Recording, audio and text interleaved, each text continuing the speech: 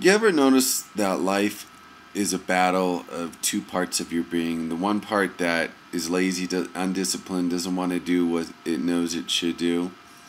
And the second part that is constantly trying to force this lazy, undisciplined part of your being, trying to whip it into obedience. And it creates this inner turmoil.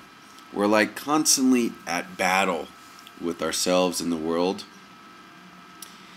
We need to do, achieve, accomplish, and organize our lives in such a way that we are efficient. I mean, there's all kinds of books on time management. There's all kinds of books on how to be a spiritual person, religion, and all these things that really just teach us to look externally. And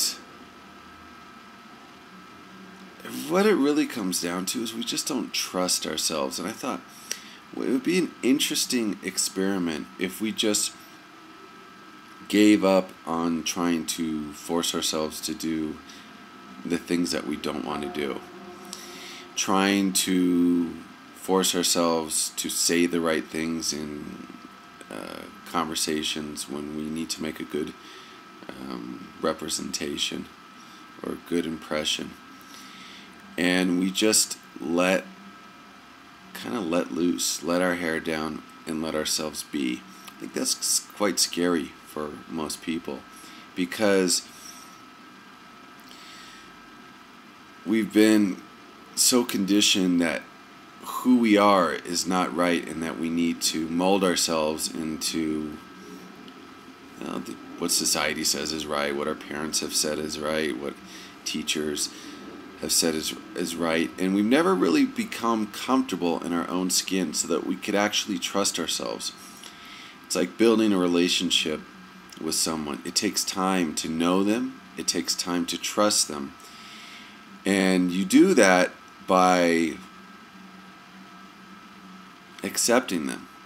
I think that's when it comes down to it, is just we don't peel the onion. We just don't accept ourselves. And we're in this constant search for external validation and an identity defined by others. And this creates this I call it the inner tormentor, that whatever we do is not good enough, and that we need to do more of this and more of that, and be better at this and achieve that. And we're constantly setting goals and just, I think, subliminally saying who you are as you are is just not good enough. So you need to, I'm going to change you. And I thought, man, it just would be really, really interesting if we took our hands off the steering wheel. If the tormentor or the disciplinarian or the critic took the hands off the wheel. Now, what does this mean? Well, it means if you don't feel like going to the gym, you don't go to the gym. If you don't feel like eating healthy, you don't eat healthy. You don't force yourself. If you don't feel like, I mean, how far can we take this? If we don't feel like going to work, do we not go to work? And the first thing people say, oh, that'll never work. If we just did what we felt, the world would be chaos. Well, where we draw the line is you don't want to harm or infringe on the freedom or rights of other people. But taking just the small examples, for example, going to the gym. Maybe there's like a valid reason why we don't want to go to the gym, because it's boring, monotonous, it's just a repetitious bore. And so maybe if we looked at that and we surrender, say, okay, that's fair. It's almost like you have a conversation with you're negotiating a deal with yourself.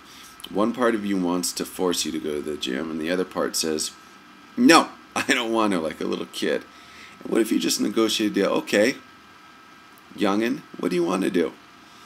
Well, what would you like to do? Would you like to do, is there something better that you can suggest that you would enjoy doing? He said, well, yeah, I enjoy playing basketball, playing tennis. I enjoy going for walks. I don't enjoy going to the gym for 2 hours, but I would love to go, or I'd be willing to go for a half hour, 40 minutes, 20 minutes. Okay, well, we can work that out. I think we just kind of push ourselves too hard. And sometimes we just, well, I don't feel like cleaning the house. Okay, well, what should we do?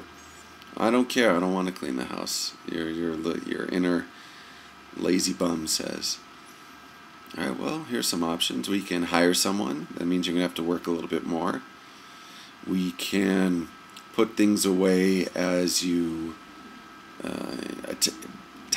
keep things tidy in the moment instead of letting the mess pile up. What's something, and you just work out a negotiation. Right now I'm trying to learn Spanish, and it's been such a real challenge, self-discipline. And what I find is I go through cycles of just extreme total self-discipline, and other cycles of where just like I don't want to read another Spanish book. I don't want to hear anything more about Spanish. And it's this pendulum swing. I think what we do is we burn the candle at both ends, and at least what I do in certain things is burn the candle on both ends and end up just extinguishing that fire, that passion. It no longer becomes fun. And I think with anything, with exercise, with studying a language, you got to make it fun, and you got to appeal to both sides of your personality or of your being. The childlike, playful side that is within all of us, and the adult, responsible, mature, got to get things done. And it's just striking a happy medium between those two. So I don't know, try different things, and the books was just boring. Were just boring, and well, I enjoy watching movies, so maybe I could watch some movies in Spanish with subtitles. Maybe I don't have to study so many hours a day, and I can just, maybe I could study 10 minutes here, or 5 minutes there, or 20 minutes there, instead of having this disciplined 2-hour block. Even for exercise, I find that's very, very helpful. Instead of spending, an hour, 2 hours at the gym, I try doing 5 10-minute intensive workouts, maybe 3 times a day, 2 times a day. And I think there's just a part of us, that child within us, that still needs to have fun, still needs to be respected, still needs to be heard, still is sensitive, and still wants to play. And when we ignore it, it's at our own peril, because in the end it'll end up sabotaging us. It'll end up winning if we ignore it. And I think, unfortunately, as adults, that child has just been kind of beaten out of us, and through our own volition, through our own responsibility.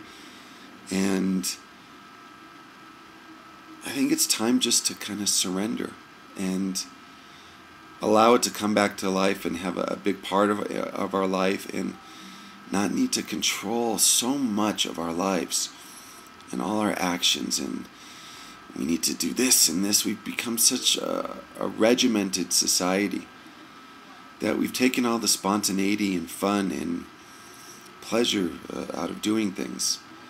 And it just helps just to do things in a state of relaxation and joy and bliss, and with a childlike, playful mentality.